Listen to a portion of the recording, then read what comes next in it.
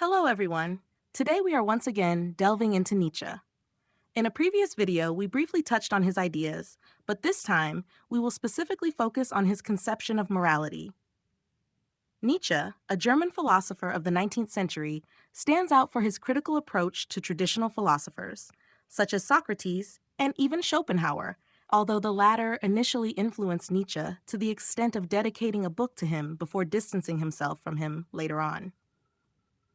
For Nietzsche, as for Schopenhauer, ideas are primarily manifestations of the body, meaning that to grasp the essence of an idea, it is crucial to understand its physiological origin. This approach is particularly relevant for analyzing morality, a central subject of his work, On the Genealogy of Morality, which follows Beyond Good and Evil. Nietzsche argues that to truly understand morality, one must explore its origin, its historical development, as each idea or value is the result of a long evolutionary process. According to Nietzsche, the birth of morality is intrinsically linked to religion, an institution he strongly criticizes. He argues that many philosophies erroneously presume the existence of an other world, a world beyond our physical and material reality, a notion found in Plato with his world of ideas, or in Christianity with the concept of paradise. For Nietzsche, whether in Platonism or Christianity, we find a similar duality that diverts attention from the truth of our physical world to focus on an illusion. Nietzsche strongly criticizes dualistic conceptions of the world, which presuppose a distinction between the material world here and a spiritual or divine world beyond. This separation, for him, is a sign of dissatisfaction with our world and a desire to escape the difficult realities we encounter there. For Nietzsche, this expectation of another world reveals an inability to adapt to the present reality, a phenomenon he describes as resentment. In his critique, Nietzsche sees dualistic philosophies not only as a condemnation of our material world, but also of life itself. For him, life is essentially a battlefield where different forces confront and clash. This view of life as a perpetual struggle of forces is a reality that the less advantaged, or the weak, most often reject, according to Nietzsche. Those who are less endowed by nature are most likely to reject this principle of struggle because, being weak, they have every interest in avoiding conflicts where they would find themselves confronted with superior forces. This aversion to conflict and inability to face the realities of the physical world lead to a desire to transcend this world, resulting in the creation of moral systems and values that condemn the very principles of life as Nietzsche conceives it. According to Nietzsche, the development of morality is essentially the work of the weak, who seek to impose rules and norms to counter and compensate for their lack of power in the game of natural forces. This transformation of the imperative of survival of the weak into a moral system is an attempt to subvert the natural order to their advantage, introducing notions of good and evil that condemn manifestations of strength and power that are unfavorable to them. Morality, from this perspective, is essentially based on a set of restrictions and prohibitions that dictate what one should or should not do, what one can or cannot do. These restrictions are put in place to regulate our behavior in the presence of others. Morality teaches us that we cannot act as if others do not exist, thus emphasizing that our freedom of action is limited by the existence and rights of others. Morality makes sense in a social context where we coexist with others. If you were living in isolation, for example, alone in a forest, moral codes would hardly matter since your actions would not affect anyone else. But in society, morality is crucial as it establishes a framework for peaceful coexistence, regulating interactions to avoid conflicts and abuses. One of the fundamental principles of morality is the respect for others as ends in themselves, not as a means to achieve our own ends. This means that we must consider others as having intrinsic value, independent of any benefit we may derive from them. We must respect their dignity and intrinsic worth, and not treat them as mere instruments for our personal ends. Morality, along with religion, plays a crucial role in social coexistence, laying the foundations for peaceful communal living. Without moral principles, harmonious coexistence would be compromised, potentially turning every social interaction into a battleground of conflicting interests. Good and evil within morality are not transcendent absolutes, but rather social constructions that define the acceptable boundaries of our behavior. They are established to ensure mutual agreement on what is permissible and what is not, thus facilitating peaceful and orderly cohabitation. Morality is, in this sense, an indispensable tool for regulating human relationships, ensuring that each individual can coexist with others in a respectful and harmonious manner. Morality, in a simple sense, can be considered as the valuation of good and the devaluation, or even condemnation of evil. By doing evil, morality insists that we feel guilty, introducing the concept of a guilty conscience. It is precisely this point that Nietzsche finds problematic. The real issue is not so much establishing rules of conduct necessary for harmonious cohabitation, but rather this tendency towards guilt associated with morality. This guilt is particularly evident in the vocabulary of Christian religion, with notions like sin, which would lead to hell, and the 7 deadly sins that serve as a constant reminder of the consequences of vices. This idea of Judgment Day, of punishment for those who have acted wrongly, reinforces this notion of guilt. Nietzsche argues that this guilt tripping is crucial as it serves to restrain the strong individuals, preventing them from fully expressing their power. It aims to neutralize the strong to prevent them from dominating the weak. This raises a valid point. Can one be strong without oppressing the weak? Yes, but life, according to Nietzsche, is essentially a battleground of forces where the weak are naturally disadvantaged. Humans, beings of impulses and vitality, instinctively struggle for survival, and in this framework, the weak statistically have less chance of survival in direct confrontations for resources. Nietzsche criticizes this inclination to ignore our animal and instinctive nature. Even in our modern society, where physical strength may seem less crucial, psychological strength remains a significant evolutionary advantage. Morality, in this context, appears as a tool to balance the forces at play, allowing for a certain form of peaceful coexistence, but according to Nietzsche, at the cost of repressing the true nature of the human being, especially those endowed with more strength. Hello everyone, today we are going to talk about Nietzsche. We've already touched on Nietzsche in a previous video, but today we're going to focus more specifically on his conception of morality. Friedrich Nietzsche, a German philosopher of the 19th century, left a lasting mark on Western thought. Known for his sharp critique of philosophical tradition, especially figures like Socrates and Schopenhauer, though the latter initially found favor in his eyes, Nietzsche stands out for his naturalistic approach to philosophy. According to him, ideas are primarily products of the body. To understand an idea, one must therefore trace it back to its physiological origin. In his work on the genealogy of morality, which follows beyond good and evil, Nietzsche explores the origins of morality. He argues that every idea or value is the result of a history having a specific birth. For Nietzsche, the birth of morality is intrinsically linked to religion, which he severely criticizes.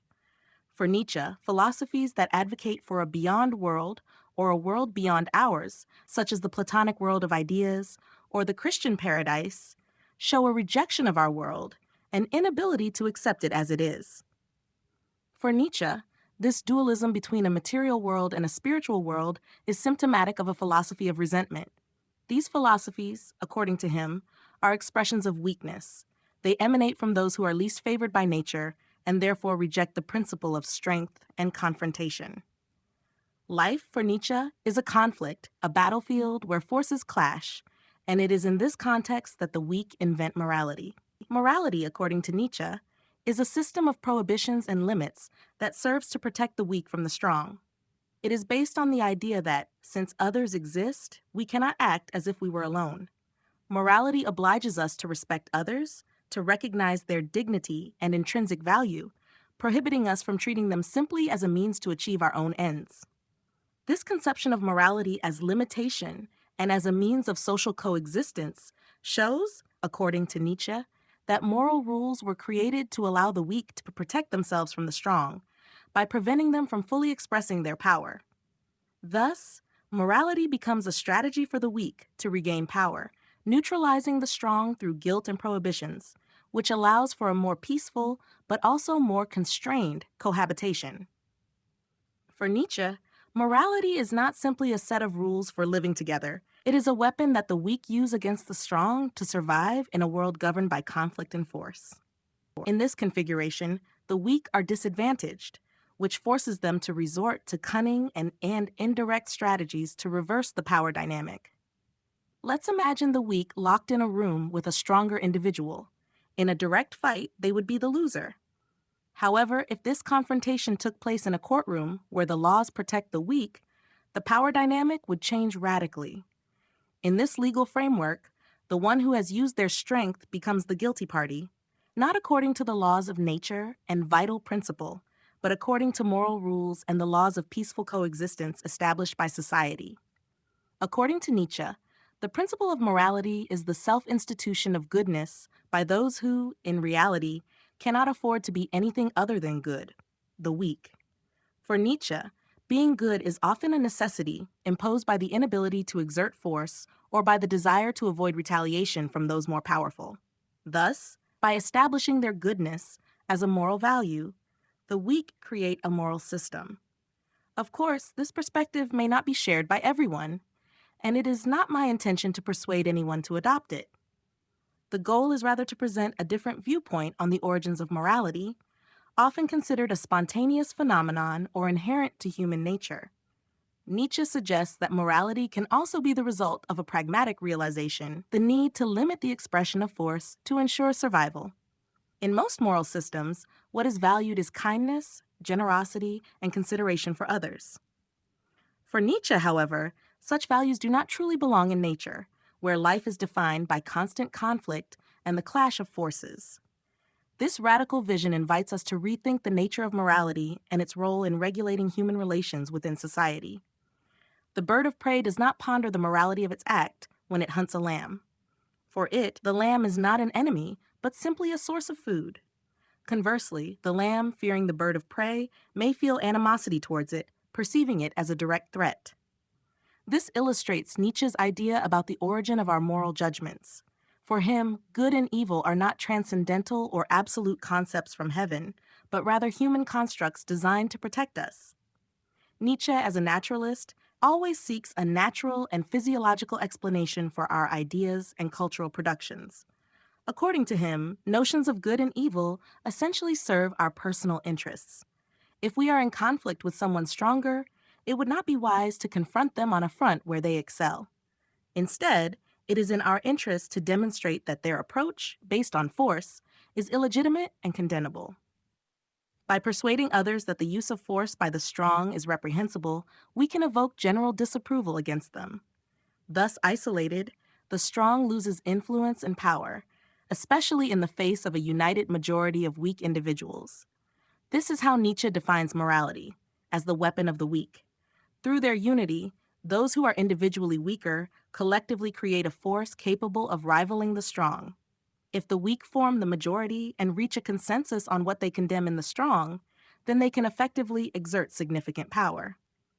Effort, according to Nietzsche, is a mechanism of value reversal, a means of transforming strength into weakness and weakness into strength. This inversion of values is particularly visible in his analysis of the figure of Christ, whom he criticizes very vehemently.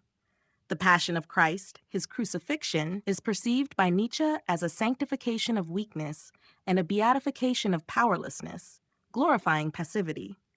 Christ, who accepts his fate and forgives his oppressors by saying, "Forgive them, for they know not what they do," is seen as embracing what annihilates his vital momentum. For Nietzsche, passively accepting that others threaten our survival should be considered reprehensible, while exalting the vital momentum and celebrating the will to power should be the supreme values. His critique of Christian morality does not mean a rejection of all forms of morality, but rather opposition to the way concepts of good and evil are hypocritically used to mask survival strategies under the guise of absolute and universal principles. Nietzsche rejects the use of the terms good and evil because of their arbitrariness and relativity. He argues that nothing is inherently good or bad. These evaluations always depend on context. A knife can be good for cutting a steak, but bad if used to harm someone. Thus, morality for Nietzsche is not a matter of universal principles, but of specific perspectives and contexts, where what is considered good or bad depends on the impact on our survival and flourishing. Good and evil are not absolute concepts according to Nietzsche. They are relative, depending on human survival and interests. Every value that humans create to judge behaviors as good or bad is nothing but a social construct, a facade that masks our true nature. Nietzsche criticizes this way of condemning actions based on these notions, arguing that it denies the very essence of humanity, its intrinsic vitality. The term nihilism, often associated with Nietzsche, is generally understood as the rejection of all established values and norms. However, for Nietzsche, nihilism is more profoundly the rejection of what constitutes the fundamental essence of humanity, notably the will to power. Rejecting power, vitality, and self-affirmation is true nihilism for Nietzsche, not simply the rejection of dominant values. In doing so, Nietzsche does not deny the existence of values, but criticizes the false dichotomy between good and evil, which, according to him, conceals the true power and survival issues inherent in human nature. For Nietzsche, true value is power, which is the measure of nihilism. He distinguishes between the concepts of good and evil as being relative and contextual, preferring the terms good and bad, which better reflect the will to power. The moral value of an act lies not in its appearance, but in the strength, the power that animates it. An act of generosity or kindness can thus be an expression of power if done with vigor and will. Nietzsche criticizes traditional morality, which he describes as the morality of slaves, driven by resentment, animosity, or jealousy, which he considers anti-vital or deadly forces. Unlike combat, which is a vital expression and a fundamental principle of life, emotions such as resentment, revenge, bitterness, and resentment are manifestations of weakness and decline, because they do not express a true will to power, but rather a reaction to a sense of powerlessness. The weak use strategies such as hypocrisy and gossip as means of power, and these tactics are considered deadly forces because they go against the fundamental principle of life, which is affirmation and the will to power. Rather than seeking to assert themselves constructively, the weak engage in a logic of negation. They do not seek to elevate their own condition, but to deny or minimize the value of the other. This need for comparison and frustration towards others leads to behaviors such as jealousy and resentment, manifested by a desire to harm those they perceive as better off. This behavior is the opposite of the proactive attitude of the strong, who aspire to undertake, produce, and create.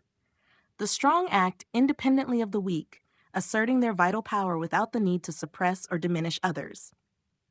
Unlike the reactive approach of the weak, which depends on the presence of the strong to define its identity, the strong simply express their will to power, living fully and freely on their own terms. The morality of slaves, that of the weak, is a morality of reactivity, opposed to the proactive morality of the strong, characterized by innovation and personal affirmation without reference to the suppression of others. The will to power, according to Nietzsche, is not a matter of demonstrating or crushing others with our strength. Those who interpret the will to power as a necessity to show one's strength or to dominate others have not understood the essence of Nietzsche's thought. They are caught in resentment, in the need to justify their existence, to prove themselves to themselves and to others because they lack self-confidence. The true strong, according to Nietzsche, is one who is fully aware of their power without feeling the need to constantly demonstrate it.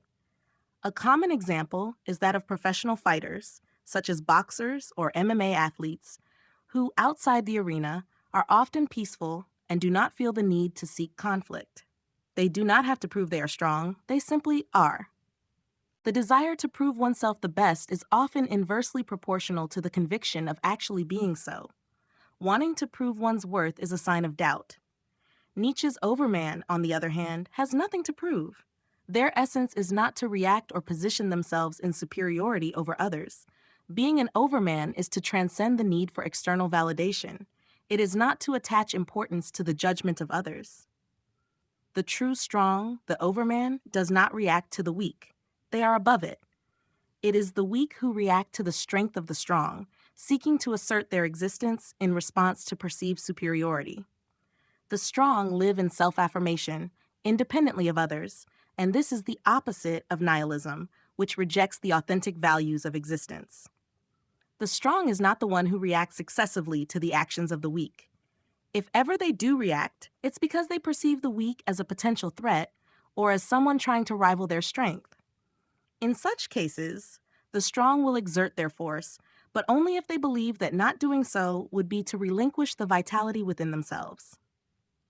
In Nietzsche's view, the strong is a warrior of life, a life that does not shy away from conflict but embraces it fully, recognizing that destruction is an integral part of existence. Sometimes, one must know how to destroy in order to rebuild. The strong does not hesitate to destroy because they know they can rebuild, understanding that construction naturally follows destruction. The strong is not the one who laments over the challenges that life presents to them, for they know that all suffering is temporary. They understand that desiring a life free from suffering would be to wish for a life that is not truly life. The strong accepts life as it is, unpredictable, sometimes painful, but always in motion. They accept the weak as they are, while sometimes wishing that the weak would rise up, awaken to their own strength, and live fully. For if the weak transcends themselves, they will no longer be weak. They might even rise to the rank of overman. Thank you for your attention.